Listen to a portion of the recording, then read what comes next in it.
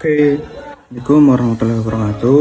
Perkenalkan, nama saya Muhammad Riza dengan NIM 33020210120. Ini saya akan menjelaskan mengenai soal-soal UTS yang telah Pak Sifaul kirimkan di grup.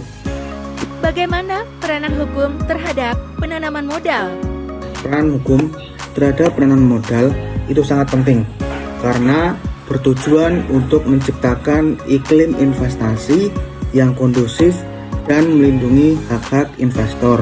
Sebut dan jelaskan bidang-bidang usaha tertutup dan terbuka bagi penanam modal asing berdasarkan penanaman modal. Bidang usaha terbuka ialah bidang usaha yang dapat dijalankan oleh penanam modal dengan batasan tertentu, seperti persyaratan kepemilikan saham, kemitraan dengan mitra Indonesia, persyaratan teknis, seperti contoh industri manufaktur, jasa energi, telekomunikasi. Selanjutnya, bidang usaha tertutup ialah bidang usaha yang tidak dapat dijalankan oleh penanam modal asing atau lebih tepatnya hanya dapat dilakukan dengan adanya keterlibatan mitra usaha Indonesia. Bidang usaha tertutup ini meliputi perikanan, pertambangan, pertanian, kehutanan, penerbangan, media massa. Sebut dan jelaskan bagaimana tujuan dan kebijakan dalam penanaman modal berdasarkan UNO 25 tahun 2007.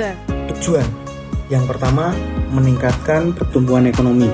Karena apa? Karena banyak terciptanya lapangan kerja baru yang meningkatkan pendapatan nasional. Yang kedua, meningkatkan kesejahteraan masyarakat. Karena terjadinya perkembangan dibukanya lapangan kerja yang banyak, maka kesejahteraan masyarakat akan bertumbuh. Dan yang ketiga, meningkatkan transfer teknologi. Karena mengapa demikian?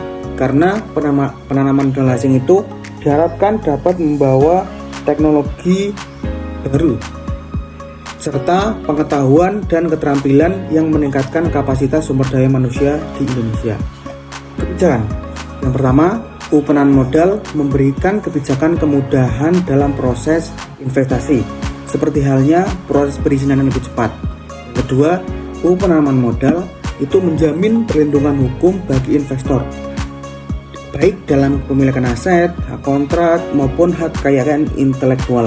Yang terakhir, penanaman modal memberikan kebijakan untuk mendorong investasi dalam pembangunan infrastruktur, seperti halnya adanya pembangunan jalan, bandara, pelabuhan, dan lain sebagainya.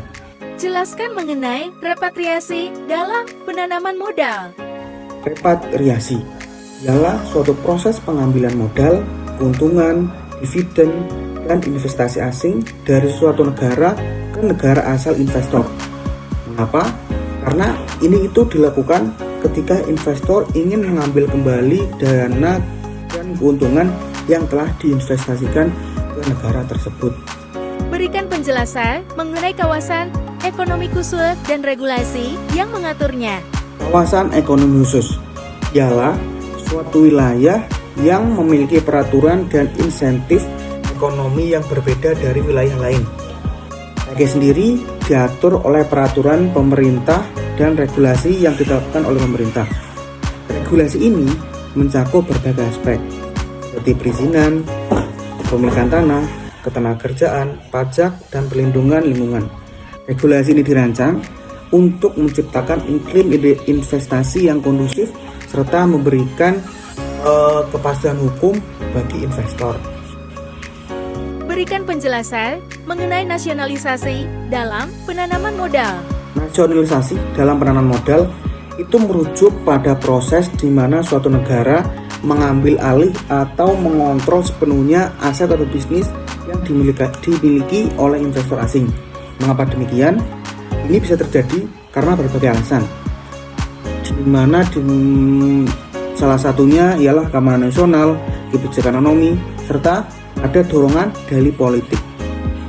Jelaskan fasilitas fiskal yang didapatkan penanam modal asing dalam berinvestasi di Indonesia. Yang pertama akan mendapatkan tax holiday yaitu suatu proyek investasi tertentu yang dianggap sebagai yang dianggap memiliki dampak besar terhadap ekonomi. Proyek investasi ini akan memperoleh tax holiday atau pembebasan pajak untuk periode tertentu setelah operasional dimulai. Yang selanjutnya ada pembebasan pajak impor, mana untuk peralatan atau barang-barang modal yang diperlukan untuk operasional perusahaan itu akan mendapatkan pembebasan pajak impor. Bagaimana pengaturan hak atas tanah bagi penanam modal asing yang berinvestasi di Indonesia? Peraturan hak atas tanah bagi penanaman modal asing yang ingin berinvestasi di Indonesia itu diatur oleh UU Nomor 5 Tahun 1960 tentang pokok agraria atau UU Agraria, serta ada Undang-Undang Nomor 6 Tahun 1960 tentang ketentuan-ketentuan pokok agraria atau UU Hak Milik Tanah. Jelaskan bagaimana pengaturan ketenaga kerjaan bagi penanam modal asing.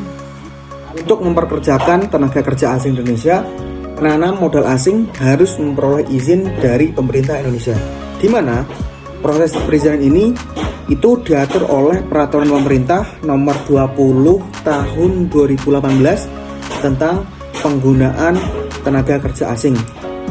Jelaskan bentuk-bentuk badan usaha dalam PMI dan PMDN. PMA. Yang pertama ada PT atau perseroan terbatas. PT di sini ialah badan usaha yang berbentuk korporasi, di mana pemegang saham memiliki tanggung jawab yang terbatas sesuai dengan jumlah saham yang ia miliki.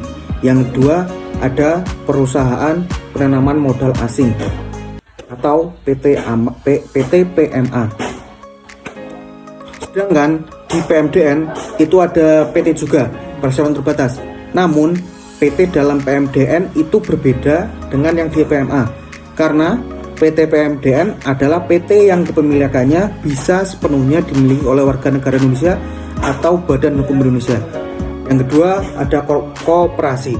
Koperasi ini ialah badan usaha yang dimiliki dan dioperasikan oleh sekelompok orang atau badan hukum untuk kepentingan bersama. Yang selanjutnya ada firma. Firma ialah badan usaha yang didirikan oleh dua orang atau lebih yang menjalankan usaha bersama dengan tanggung jawab yang tidak terbatas. Dan yang terakhir ada perusahaan perseorangan. Itu. Terima kasih, semoga bermanfaat.